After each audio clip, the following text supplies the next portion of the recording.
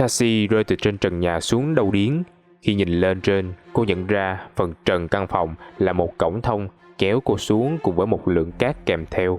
Tuy nhiên, cũng như các cổng ở ốc đảo, cổng thông này đã bị vô hiệu hóa ngay sau đó, khiến các thiết bị đeo tay của Taxi không thể kích hoạt nó được. Khu vực này có vẻ là một trung tâm nghiên cứu, và các tài liệu bên trong nó kể một câu chuyện rời rạc về một nữ vương của thế giới này. Đây là một vương quốc của một thế giới rất phát triển. Họ đã xây nhiều cổng xuyên không đi khắp nơi, và có một nơi gọi là cánh cổng lớn. Không có giải thích gì thêm, nhưng có vẻ nó là cổng để di chuyển từ một thế giới khác sang thế giới của họ. Nền khoa học kỹ thuật của vương quốc cực kỳ phát triển, và họ dựa trên một nguồn năng lượng đặc biệt. Nó là một loại năng lượng ưu việt, có thể ứng dụng vào nhiều thứ như phát điện, cung cấp ánh sáng cho đến vận hành các cổng xuyên không đi từ nơi này sang nơi khác một cách nhanh chóng. Vương quốc này được cai trị bởi một nữ vương theo hình thức mẫu hệ và kế tục mẹ con. Nữ vương hiện tại là thế hệ thứ 7 với tên gọi Tihanna, con gái của tiên vương Adur. Tihanna sớm được chẩn đoán mắc một chứng bệnh thoái hóa đặc biệt, nó khiến cô chết dần chết mòn. Mẹ cô là Adur cũng mắc chứng bệnh tương tự. Vì thế, nếu để họ chết thì dòng dõi vương quyền sẽ sụp đổ. Để ngăn chặn điều này, thầy tư tế Temaku đã dẫn đầu một nhóm thuật sĩ giả kim giỏi nhất để nghiên cứu cách chữa trị cho nữ vương. Họ phát hiện việc tiêm Vaidi vào cơ thể có thể giúp hồi phục và đảo ngược quá trình thoái hóa cơ thể của Tiana. Tuy nhiên, bệnh không thể chữa dứt mà chỉ bị đẩy lùi tạm thời, nên việc tiêm Vaidi phải được bơm liên tục mới duy trì được sự sống cho nữ vương. Chính vì công dụng phục hồi mô tế bào nên việc tiêm liên tục không những có thể chữa bệnh mà còn là một liệu pháp bất tử. Chỉ cần duy trì tiêm liên tục, nữ vương sẽ không bao giờ chết vì già. Mặt khác, liệu pháp này có một phản ứng phụ là nó không thể phục hồi được khả năng sinh sản của nữ vương. Tiana bị buộc phải đánh đổi việc làm mẹ lấy sự bất tử mặc dù cô không muốn. Việc này đã chính thức khiến dòng dõi của nữ vương kết thúc tại đời thứ 7, nhưng bù lại, Tiana sẽ sống vĩnh cửu và làm vua bất tận. Chính vì vậy, danh hiệu của cô được đặt là Tihanna vĩnh hằng. Tuy nhiên, việc dồn một lượng lớn Vaidi vào một hệ thống phức tạp để duy trì sự sống cho nữ vương đã khiến nhiều người dân lẫn một số nhà thuật sĩ giả kim bất mãn. Kèm theo đó là việc nghiên cứu sức mạnh của các viên ngọc xảy ra thất bại, vô tình tạo ra The Shadow, một thực thể gắn với sức mạnh của ngọc.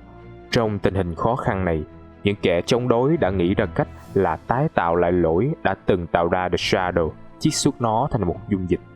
Họ chỉ cần pha nó vào hệ thống Vaidi của nữ vương để khiến nó tự hủy và ngắt nguồn cung sự sống của cô ta. Tuy nhiên, việc đó kéo theo sự sinh sôi của chất dịch máu thịt đặc trưng của The Shadow, và nó nuốt chửng cái nền văn minh của vương quốc này. Chiếc cổng lớn cũng bị phá hỏng, không thể mở ra được nữa, khiến vương quốc mất hẳn liên lạc với thế giới khác. Sau một thời gian lần mò trong khu nghiên cứu, Taxi đã tìm hiểu về cách vận hành của hệ thống cổng thông với nguồn năng lượng từ viên ngọc và các bình sạc Vaidi. Cô đã thành công tạo ra một cổng dịch chuyển nhỏ để di chuyển đồ vật và mở được cánh cửa dẫn ra một lỗ hổng khác có thể đưa cô trở về nhà. Tuy nhiên, do sử dụng viên ngọc nên nó dường như kích hoạt một thế lực nào đó khiến nó tấn công, làm rung chuyển cả khu nghiên cứu. Taxi lại sử dụng thiết bị đồng hồ trên tay kích hoạt nó rồi chui qua để trở về sa mạc trước khi cả khu bị thực thể kia nghiền nát. Khi chuyển thế giới, Taxi lại tiếp tục rơi vào ảo giác giữa ký ức và tưởng tượng về Alice. Cô bé đang chơi trò đếm số nhưng chỉ đếm được đến 1. Tuy nhiên, sau đó nó lại nói ra một câu khó hiểu và đáng sợ. Alice đã đi rồi, nhưng mẹ đừng lo, Alice vẫn ở bên mẹ, rồi biến mất. Taxi tỉnh lại trong một đường hầm cổ với cái bụng to hơn trước rất nhiều. Cô khá hốt hoảng vì cái thai gần như đã tiến thêm 6 tháng, dù cô chỉ ở trong thế giới song song có vài tiếng. Dường như những điều Herbert ghi lại về sự bất ổn định của dòng thời gian trong thế giới điêu tàn đó là thật. Men theo đường ngầm, Taxi trèo xuống một hệ thống hầm mộ cũ được xây bên dưới sa mạc. Do đang cầm một viên ngọc kích hoạt cổng thông nên Taxi bị The Shadow truy đuổi cùng với các chất nhầy máu thịt bao vây. Cô phải bỏ chạy vất vả qua hệ thống hầm mộ đổ nát rồi chui xuyên qua một ngách hang đến một khu vực kỳ lạ sâu bên dưới hầm mộ. Khi đã cắt đuôi được The Shadow thì Tashi nhận ra nơi này có kiến trúc rất giống với nền văn minh ở thế giới song song. Thậm chí là nó có cả một hệ thống mở cổng loại lớn đủ để người đi qua, và đầu bên kia chính là khu làng mà cô đang muốn tới. Tashi liền sử dụng viên ngọc mình mang theo làm nguồn vận hành và lần mò tìm cách kích hoạt lại hệ thống cung cấp năng lượng của khu vực này. Đây có lẽ là một căn cứ của người ở thế giới song song. Họ có vẻ đã tiếp cận trái đất từ thời cổ xưa và bí mật xây nơi này ẩn dưới hầm mộ cổ và liên hệ với những người châu Phi theo một cách nào đó. Kết quả là hình ảnh của Thihana xuất hiện trong nhiều truyền thuyết bản xứ về một người phụ nữ chuyên chữa lành vết thương, cứu giúp những người lạc trong sa mạc. Cô ta được gọi bằng nhiều cái tên khác nhau như cô gái màu xám, nữ thần lãng du trong sa mạc và các tượng thần được người bản xứ thờ rải rác trong sa mạc, chính là Thihana. Tashi cũng tìm được lán trại của đoàn thám hiểm do tiến sĩ Herbert dẫn đầu tại khu vực bên ngoài. Điều này cho thấy ông ta cũng đã tiến vào được cổng thông, nhưng có lẽ vì cố mở cổng mà không có viên ngọc, họ tạo ra một tai nạn khiến lằn ranh giữa hai thế giới trở nên hỗn loạn như hiện nay. Trong lúc tìm cách xoay các cột đá để phục hồi nguồn năng lượng cho máy tạo cổng xuyên không, Tashi nhận được điện đàm mới, đó là Jasmine, nhưng giọng của cô ta có vẻ mơ màng và yếu ớt. Ngay sau đó, có tiếng của bác sĩ Anton can thiệp bảo Jasmine nghỉ ngơi, rồi điện đàm bị cắt. Bác sĩ Anton từng nhắc việc Jasmine không khỏe trong những lần liên lạc trước. Tashi cũng quyết định sẽ đặt tên cho đứa con trong bụng của mình là Amari, theo tên của mẹ Salim là Amara. Cái tên này có thể dùng cho cả con trai lẫn con gái, vì cô vẫn chưa biết đứa con của mình sinh ra sẽ như thế nào. Tiếp tục tiến sâu hơn xuống dưới khu căn cứ để tìm các bình Vidi làm lỗi năng lượng cho cỗ máy, Tashi phát hiện ra một số tư liệu của những người ở thế giới song song để lại. Họ nhắc về việc thu hoạch một thứ gì đó tại đây để gửi về cho thế giới của mình. Tashi cũng gặp lại Leon, một người trong đoàn, nhưng ông ta giờ đây bị biến đổi thành một con ghoul gớm ghiếc. Ông ta liên tục đổ tội cho Tashi và cho rằng chính cô đã biến ông ta thành như vậy. Sau khi chạy thoát khỏi Leon, Tashi đã tìm được tung tích của Richard và Alex. Theo đó, sau khi Richard bỏ đi, Alex đã chạy theo để canh chừng anh ta. Khi hai người lưu lạc đến khu vực này thì Alex đã bị giết chết, còn Richard bị Leon bắt sống và đang tra tấn thê thảm. Tashi lợi dụng Leon bước ra phòng ngoài, liền chốt cửa nhốt ông ta lại, rồi tháo dây trói giải cứu cho Richard. Tuy nhiên, Richard vì quá sợ hãi đã đánh ngã Tashi. Hồng dùng chính cô làm mồi cho Leon để mình có thời gian để chạy thoát. Vừa sợ hãi là vừa tức giận, Tashi bùng phát bệnh cũ. Cô chỉ nhớ mơ hồ rằng mình đã đuổi theo và cào chết Richard, sau đó chui vào một đường bí mật để đến một căn phòng khác. Sau khi thu thập đủ thiết bị, Tashi bị The Shadow tấn công khi cô đang trên đường trở về phòng đặt máy mở cổng dịch chuyển. Cả khu vực bị sập xuống đè Tashi bên dưới. Thật may là Thihana đã xuất hiện và cứu cô, rồi hướng dẫn cô lối thoát khỏi đống đổ nát. Lần mò theo đường vòng, Tashi quay trở lại được cỗ máy mở cổng và kích hoạt nó. Tuy nhiên The Shadow một lần nữa xuất hiện và tấn công khi Tashi vừa bước vào cổng. Chiếc cổng bị đánh hỏng khiến nó dịch chuyển Tashi vào một khu vực khác cũng do người của Thihana xây, thay vì trở về ngôi làng. Máy mở cổng dịch chuyển của khu này đã bị hỏng từ lâu do thời gian. Tashi phải tìm cách khác để trở về làng. Sau khi kích hoạt hệ thống đặc biệt của khu vực này, Tashi nhận ra đây là một cỗ máy kiểm tra sức khỏe của cơ thể người. Cô bước vào đó và thấy được bản chụp X-quang của mình và đứa trẻ trong bụng. Tuy nhiên máy lại báo rằng đứa trẻ có cái gì đó bất thường khiến Tashi cực kỳ hoảng sợ. Lúc này bóng ma của Thihana lại hiện ra và lẩm bẩm gì đó về bệnh tật. Tashi nhớ lại lời của chính Thihana trong ký ức của mình, nói rằng đứa trẻ trong bụng cô sẽ bị một căn bệnh rất nặng, và nếu cứ để như vậy nó sẽ chết một cách uổng phí. Tashi liền theo chỉ dẫn của cái bóng đi sang căn phòng bên cạnh. Trong đó có một chiếc giường chữa trị, nhưng cần phải kích hoạt cho nó hoạt động trở lại. Sau khi khởi động các nguồn năng lượng để vận hành chiếc giường chữa bệnh, Tashi cần một nguồn vitamin tươi để làm thuốc, và chính lúc này cô phát hiện một sự thật khủng khiếp. Chiếc máy tạo vitamin tươi đã trình diễn cách làm của nó ngay trước mắt cô.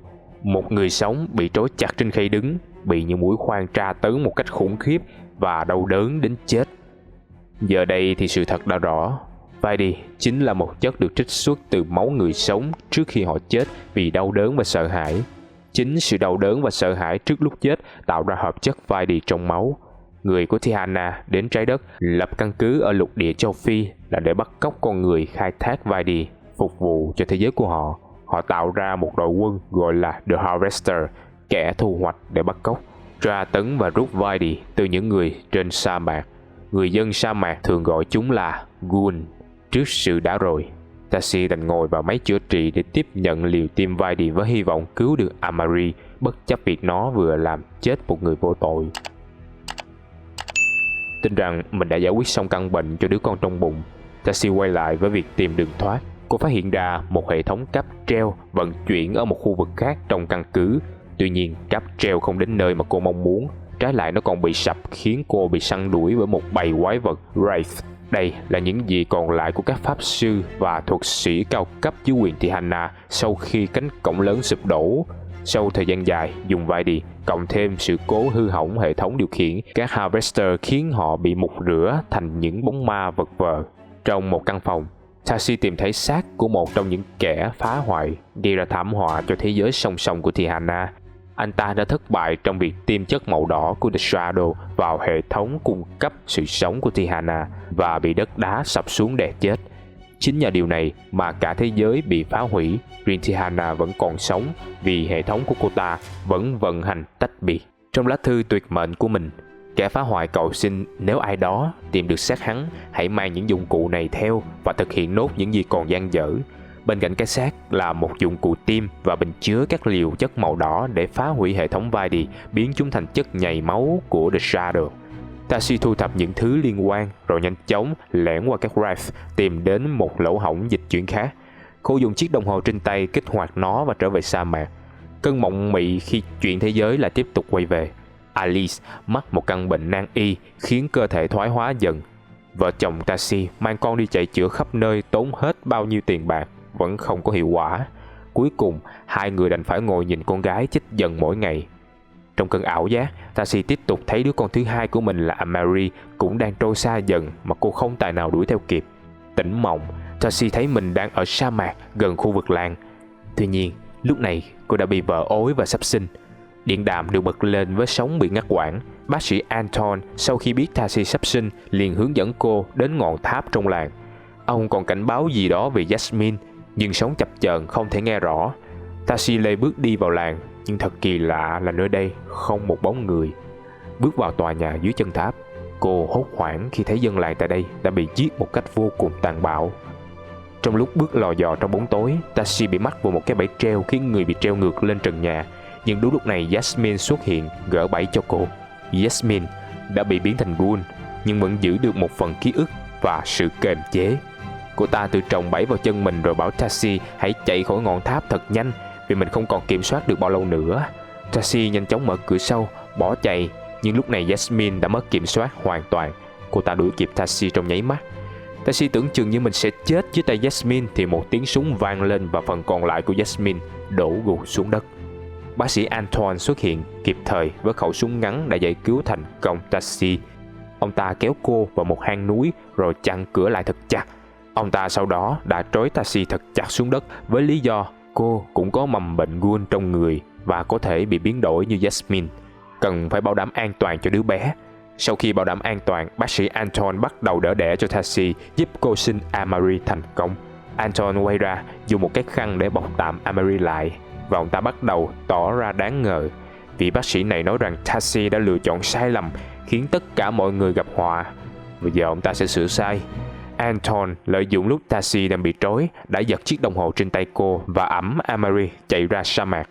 Tashi dùng mệt lả sau khi sinh vẫn tự phải giật đứt dây trói mình và lê lết đuổi theo gã bác sĩ để giành lại con. Sau một hồi chạy trong bão cát, Anton đến một cổng dịch chuyển ở đâu đó trong sa mạc và chui qua đó. Tashi đuổi theo và kịp thời nhảy qua trước khi nó đóng lại. Họ lại quay trở về thế giới song song, nhưng lần này là dưới chân tòa tháp khổng lồ, có vẻ như là đền thờ của Thihana. Các mảnh ký ức tiếp tục trở về kể lại phần còn thiếu của câu chuyện. Nữ vương Thihana sau khi mất khả năng sinh con đã luôn khao khát có một đứa con để nuôi. Cô ta đã theo dõi vùng sa mạc trong tầm kiểm soát của mình và phát hiện ra bào thai trong bụng Tashi khi máy bay của đoàn thám hiểm đi vào vùng ảnh hưởng của mình. Phát hiện ra đứa trẻ này bị bệnh nan y có phần giống bệnh của mình. và nếu không được chữa bằng Vaidi liên tục thì nó sẽ chết sớm. Tiana đã dõi theo tai nạn của đoàn. Khi gặp nhau ở ốc đảo, cô ta đã dẫn đoàn về tòa tháp của mình và đưa ra một lời đề nghị. Tiana sẽ cứu cả đoàn, giúp họ rời khỏi sa mạc an toàn với điều kiện Tashi phải ở lại và sinh ra đứa con giao lại cho cô ta nuôi dưỡng. Tashi đã mất Alice, nên cô không thể mất đứa con thứ hai này, bất chấp lời thuyết phục của nữ vương rằng dù cô có sinh nó ra mà không có Vaidi để tiêm liên tục thì nó cũng sẽ chết. Đó là một sự phí phạm. Các thành viên trong đoàn, trong đó có bác sĩ Anton, cũng tán thành việc giao con vì vừa cứu được cả đoàn, vừa cứu mạng đứa trẻ. Chỉ có Hank là nói rằng Tashi phải được tự do quyết định việc này, vì đó là cuộc sống của cô và con của cô. Nhưng với sự cố chấp của mình, Tashi quyết không mất thêm đứa con nữa. Cô cũng bất chấp việc Amari có thể cũng sẽ chết dần như Alice. Cô chỉ muốn đứa con là của riêng mình, không san sẻ cho ai và không rời xa nó. Mặc dù thất vọng nhưng nữ vương cũng vui vẻ chấp nhận.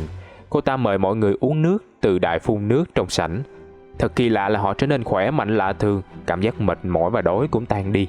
Các vết thương của Hank nhanh chóng liền lại như chưa từng bị tổn hại. Tuy nhiên, đó là một cái bẫy, vì thứ nước này có công dụng biến người ta thành ghoul. Hank là người đầu tiên bị biến đổi. Anh ta trở nên cuồng loạn, lao vào tấn công Tashi. Malik đứng bên cạnh liền xông vào ngăn Hank lại cho Tashi chạy trốn và chính anh phải thế mạng. Còn Tashi đã bỏ chạy trở về xác máy bay tìm Salim, trong khi những người còn lại tỏa đi các hướng như cô đã gặp họ rải rác trong hành trình sau đó. Tashi đuổi theo bác sĩ Anton lên thang máy, nhưng buồng thang của cô bị hỏng khiến nó rơi xuống dưới. Trong khi tìm cách khởi động lại buồng thang máy thì cô gặp lại Hank trong bộ dạng ghoul ở bên kia song sắt. Anh không tấn công mà chỉ cố dùng quyền kiểm soát còn lại, nói rằng cô cũng đang bị biến thành ghoul. Hãy cố gắng trấn áp nó, đừng để nó chiếm lấy cơ thể mình. Tashi quay trở lên, tìm được một buồng thang máy khác vào, đi lên đỉnh tòa tháp theo chân gã bác sĩ. Ở cổng vào chính điện, cô gặp một cỗ máy mở cổng dịch chuyển khác ở tư thế sẵn sàng, với đích đến là Paris. Có vẻ như nữ vương đã chuẩn bị tất cả để cứu đoàn thám hiểm nếu Tashi chấp nhận hy sinh đứa con. Nhưng đáng tiếc cô đã từ chối. Cổng này chỉ còn thiếu phần năng lượng do mất một bình Vaidi. Nếu cô tìm được một cái sẽ có thể khởi động và trở về nhà. Tashi tiếp tục chạy vào cửa đến phần chính điện của nữ hoàng mà bắt kịp Anton. Ông ta đã trao Amari cho Tiana và không còn ẵm đứa bé nữa. Điều này khiến Tashi vô cùng tức giận. Cô lao lên, vật Anton xuống và điên cuồng đập đầu ông ta vào cạnh đá của cầu thang đến chết. Nữ vương Tiana xuất hiện dưới hình hài ảo ảnh ngồi trên ngai vàng của mình, trong khi thân xác thực của cô ta được gắn trong một tổ hợp treo bên trên. Tiana tiếp tục thuyết phục Tashi để lại đứa bé vì sự sống của nó, thay vì cố mang nó đi, để rồi nó sẽ phải chết vì bệnh không có thuốc chữa. Tiana dẫn Tashi vào buồng riêng nơi đặt cái nôi của Amari để cô cho con bú và tự giả nó. Từ đây, chúng ta sẽ có 3 kết thúc dựa vào những gì Tashi quyết định làm tiếp theo. Kết thúc Provider, người nuôi dưỡng.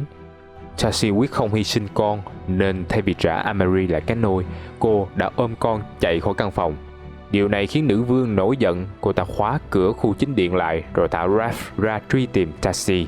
Với phần chất màu đỏ còn giữ, Tashi đi vào một phòng điều khiển của dòng chảy Vaidi, tiêm chất đỏ vào máy bơm để phá hủy nó, đồng thời gỡ lấy một bình Vaidi cấp điện cho phòng này. Nguồn sống của Tiana bị cắt, một phần khiến nữ vương suy yếu và không kiểm soát được việc khóa cửa.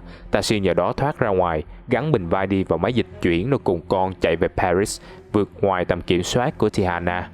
Giờ đây, cô sẽ phải đối mặt với một tương lai tăm tối khi đã mất Salim, kinh tế khó khăn và Amari mắc bệnh nan y không thuốc chữa.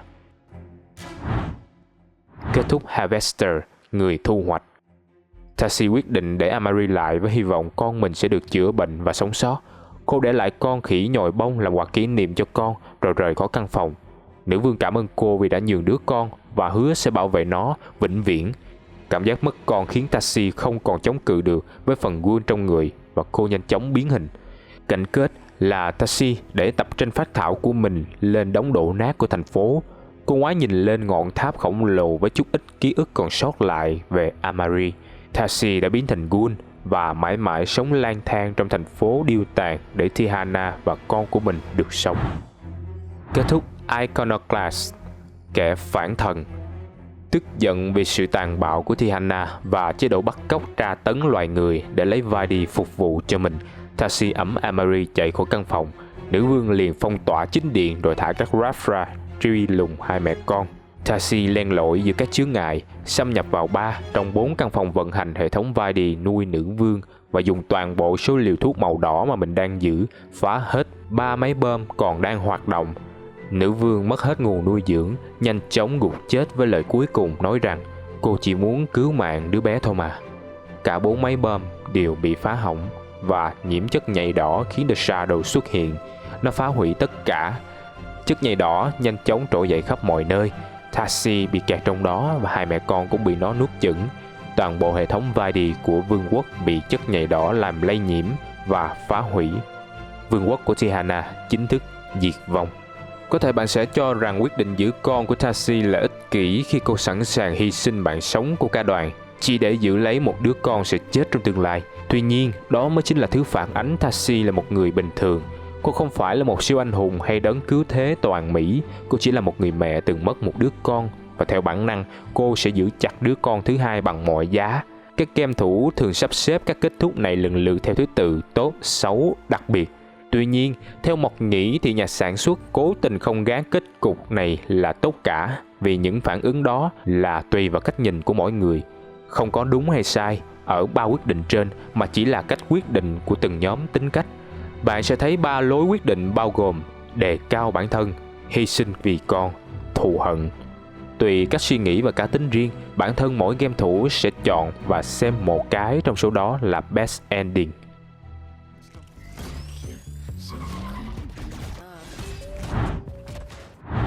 Cảm ơn các bạn đã theo dõi video ngày hôm nay của Mò Game. Nếu các bạn muốn trao đổi về game hoặc có yêu cầu nào cho những video tiếp theo, các bạn có thể like fanpage Mò Game và tham gia group gia đình nhà Mò Game của bọn mình nhé.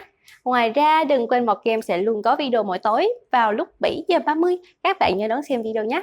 Còn bây giờ thì xin chào và hẹn gặp lại các bạn trong các video tiếp theo.